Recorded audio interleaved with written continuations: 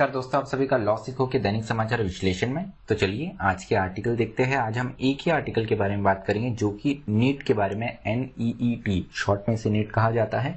तो तमिलनाडु के लोगों के द्वारा, तमिलनाडु की गवर्नमेंट के द्वारा इस एग्जाम का काफी ज्यादा विरोध देखने को मिल रहा है। इसी को देखते हुए तमिलनाडु गवर्नमेंट ने एक हाल ही में बिल भी पास किया है जो कि तमिलनाडु को नीट परीक्षा से एक्सक्लूड, मतलब नीट परीक्षा से तमिलनाडु के बच्चों को बाहर रखने की बात करता है। तो उसी पर हम आज की चर्चा करेंगे कि क्यों तमिलनाडु इस पक्ष में है कि वो नीट एग्जाम्स में, वहां के जो तमिलनाडु के बच्चे हैं नीट एग्जाम्स में नहीं आने चाहिए। इनके लिए सेपरेट कोई अलग सिस्टम होना चाहिए मेडिकल कॉलेजेस में एडमिशन के लिए। तो चलिए मैं आगे बढ़ूं उससे पहले मैं अपना परिचय करवाना चाहूंगा। मैं खुशवंत पवार। आप चाहे तो मुझसे ट्विटर और लिंक्डइन पर जुड़ सकते हैं, डिस्क्रिप्शन में आपको इसकी जानकारी मिल जाएंगी। उसके अलावा आज का एमसीक्यू देखते हैं।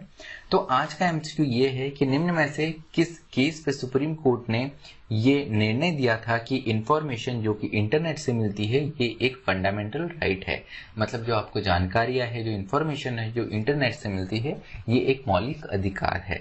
तो निम्न में से कौन से केस में सुप्रीम कोर्ट ने ये कहा है, ये आपको बताना है। ऑप्शन ए है MC Mehta versus Union of India, option B है Shreya Singhal versus Union of India, option C है justice KS Puttaswamy versus Union of India, या option D Anuradha Bhasin versus Union of India. जो भी आपको उत्तर हो कमेंट बॉक्स में जरूर लिखिएगा। तो अब आते हैं हमारे डिस्क्रिप्टिव क्वेश्चन की ओर। वो ये है कि national eligibility cum entrance test, जिसे शॉर्ट में NEET नीट कहा जाता है, ये क्या है और तमिलनाडु में इसका विरोध क्यों देखने को मिल रहा है, ये इस पर आपको एक विस्तृत चर्चा करनी है। आप आपका उत्तर 250 शब्दों में लिख सकते हैं। तो चलिए हम हमारे आर्टिकल की ओर बढ़ते हैं। तमिलनाडु और नीट, ये पूरा क्या इश्यू है, क्यों तमिलनाडु में नीट परीक्षा का विरोध देखने को मिल रहा है। तो सबसे पहले आपको बता दूं कि नीट ये वह परीक्षा है, NEET ये वह परीक्षा है जिससे बच्चों का एडमिशन MBBS कॉलेजेस के लिए में होता है। जैसे बहुत से अलग अलग इंजीनियरिंग के लिए आपने सुना होगा JEE होती है, लॉ के लिए क्लैट होती है और दूसरी स्टेट्स की CET होती है। वैसे ही मेडिकल कॉलेज में अगर आपको दाखिला लेना है तो आपको एक एंट्रेंस एग्जाम क्रैक करनी पड़ती है। उसमें जिस आधार पे आपको नंबर आते हैं उसी आधार पे आपको कॉलेजेस मिलते हैं मेडिकल के।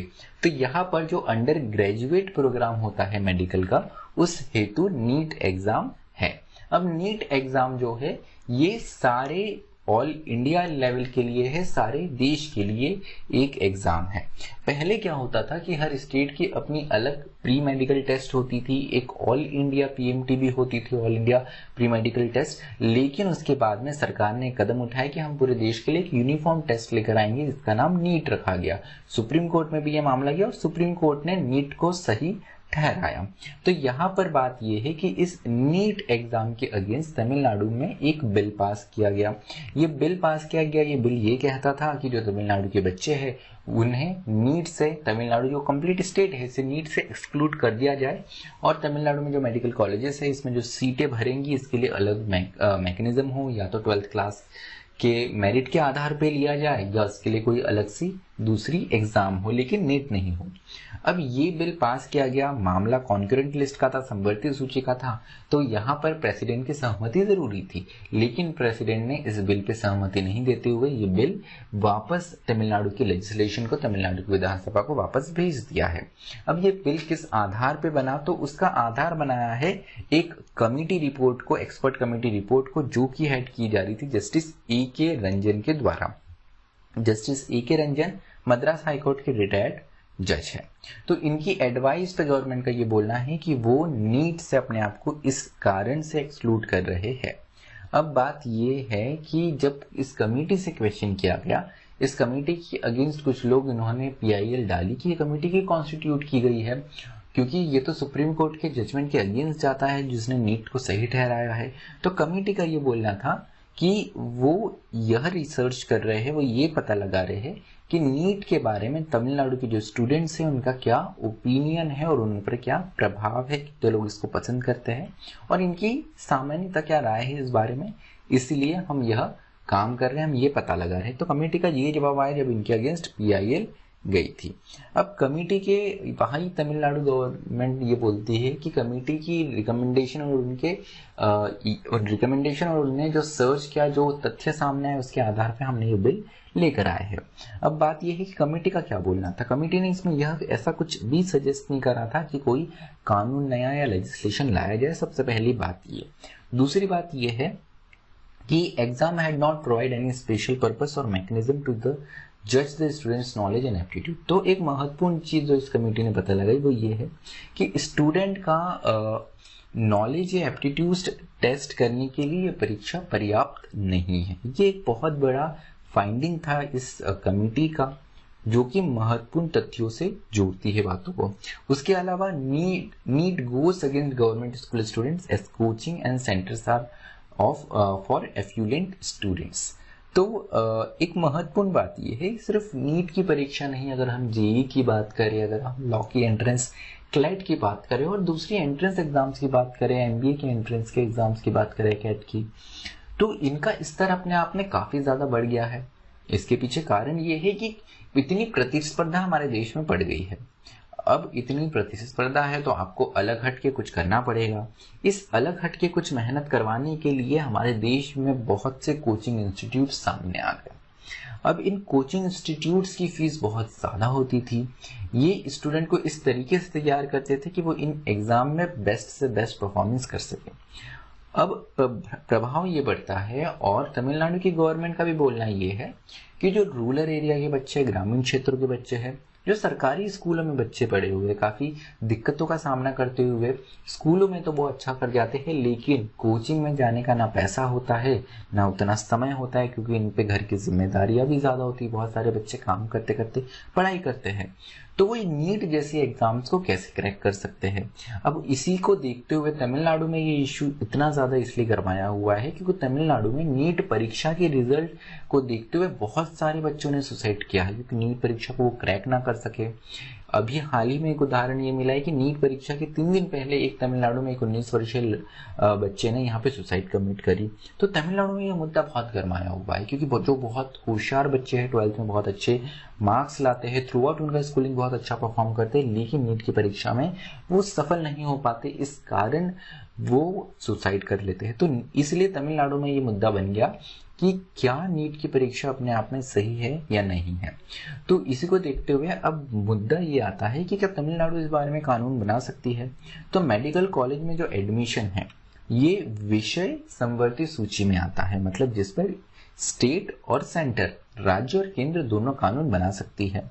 तो यहाँ पर नीट परीक्षा जो बनी गई है ये तो सेंट्रल का कदम, सेंट्रल से आता हुआ कदम है, वही स्टेट गवर्नमेंट इसका विरोध कर रही है।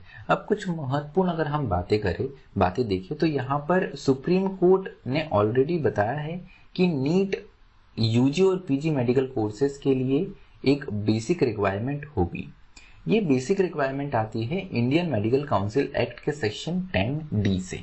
इंडियन मेडिकल काउंसिल एक्ट जो है वो हमारे देश में किस तरीके से बहुत सारे मुद्दों पे बात करता है, लेकिन किस तरीके से यूजी और पीजी मेडिकल कोर्सेज में एडमिशन होगा इसके लिए भी यही एक्ट से हमें पता चलता है। खासकर सेक्शन 10D इसके बारे में बताता है। अब बात ये कही गई है कि तमिलनाडु के अलावा कोई भी स्टेट इसके विरोध में इस तरीके से नहीं आया है, और सुप्रीम कोर्ट ने भी पहले कहा है कि मेडिकल कोर्सेज में एडमिशन के लिए एक स्टैंडर्ड होना जरूरी है, और उसी स्टैंडर्ड को इन्होंने नीट की परीक्षा माना है। उसके अलावा यहाँ पर स्टेट गवर्नमेंट ने एक और कदम उठाने की कोशिश की थी कि जो बच्चे तमिलनाडु के स्टेट बोर्ड से पास है उनको तमिलनाडु के कॉलेजेस में 85% रिजर्वेशन, और जो अदर बोर्ड से पढ़े हुए उनको 15% रिजर्वेशन। लेकिन जब ये मुद्दा मद्रास हाईकोर्ट में गया तो मद्रास हाईकोर्ट ने इसे गलत माना और ये जो रिजर्वेशन जो सिस्टम था ये स्क्रैप करने की बात कही। तो अब महत्वपूर्ण बात ये पड़ती है कि इंडियन मेडिकल काउंसिल एक्ट ये सेंट्रल लिस्ट का एंट्री 66 का पार्ट है। तो क्या इसमें स्टेट कोई रेगुलेशन या कोई स्टैच्यू ला सकता है, कोई नियम, कोई कानून बना सकता है सेंट्रल लिस्ट के मुद्दे के ऊपर? ये एक अंतिम प्रश्न पे इस आर्टिकल में हमको यहाँ पर राइटर ने इस क्वेश्चन के साथ में छोड़ा है। तो चलिए आगे आने वाले समय में देखने वाली बात रहेंगी, क्योंकि जिस प्रकार से कोचिंग इंस्टीट्यूशन जो है ये समाज के जो उच्च वर्गीय तबके हैं केवल उन तक ही सीमित है, ये तो सत्यता है। ग्रामीण क्षेत्र और जो सरकारी स्कूलों में जो अपनी वर्नाकुलर मीडियम में बच्चे पढ़े हुए हैं, जो अपनी क्षेत्रीय भाषा में पढ़े लिए हुए हैं, उनके लिए नीट परीक्षा या इसकी ही जैसी जो दूसरी परीक्षा ये अपने आप में काफी कठिन होता है। तो क्या सरकारें, भले ही वो स्टेट गवर्नमेंट हो या वो सेंट्रल गवर्नमेंट हो, क्या वो मिलकर इस बारे में विचार करेंगे और क्या इसका कुछ और अल्टरनेटिव निकल आ पाएगा, जिससे बच्चों का नॉलेज और एप्टीट्यूड, जो एक स्टैंडर्ड की बात सुप्रीम कोर्ट ने कही गई है, वो स्टैंडर्ड क्या और किसी माध्यम से और किसी मैकेनिज्म से भी जांचा जा सकता है, उसके बारे में क्या हमारी सरकारें विचार करेंगी, क्या हमारी सिविल सोसाइटी कुछ सजेस्ट करेंगी, ये हम आगे आने वाले समय में ही देख पाएंगे। तो चलिए आज के लिए हम हमारा डिस्कशन यही समाप्त करते हैं। इसके अलावा आप हमें ऑडियो फॉर्म में हमारे डेली न्यूज़पेपर एनालिसिस पॉडकास्ट पे भी सुन सकते हैं। Spotify, Google podcast, Apple podcast और एंकर पे आप हमसे जुड़ सकते हैं। उसके अलावा अधिक जानकारी के लिए आप हमारा टेलीग्राम चैनल ज्वाइन कर सकते हैं, जिसमें आपको महत्वपूर्ण दिलचस्प अपडेट्स मिलेंगी। उसके अलावा इंस्टाग्राम पेजेस पे भी आप हमसे जुड़ सकते हैं। अगर आप लॉ फाइनेंस में दिलचस्पी लेते हैं तो उसके लिए लॉ सीखो का नया इंस्टाग्राम पेज लॉ सीखो लॉ फाइनेंस भी लॉन्च हो गया, जहां पर आपको महत्वपूर्ण अपडेट्स मिलेंगे। उसके अलावा अधिक जानकारी के लिए हमारी वेबसाइट आप विजिट कर ही सकते हैं। मुझे सुनने के लिए आप सभी का धन्यवाद। Thank you. Stay tuned to law सीखो।